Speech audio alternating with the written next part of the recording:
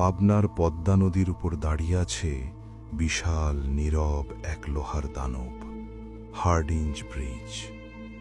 দিনের আলোয় এটা শুধু একটি পুরনো রেল সেতু, কিন্তু রাত নামলেই এই ব্রিজ যেন অন্য কিছু হয়ে যায়।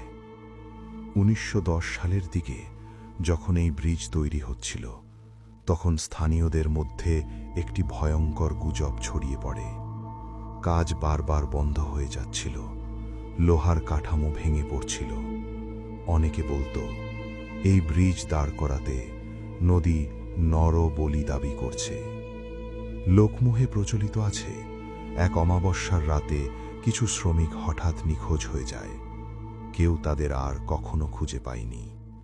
তারপর থেকে প্রতি অমাবস্যার গভীর রাতে যখন চারপাশ নিস্তব্ধ হয়ে যায়, ব্রিজের নিচ থেকে ভেসে আসে অমানুষিক আর্তনাদ। অনেক জেলে বলেছে তারা পানির উপর দাঁড়িয়ে থাকা অস্পষ্ট মানুষের ছায়া দেখেছে, যেন তারা এখনো মুক্তি চাইছে। আজও পাকশি ব্রিজের উপর দিয়ে ট্রেন চলে, মানুষ পার হয়, সবকিছু স্বাভাবিক মনে হয়।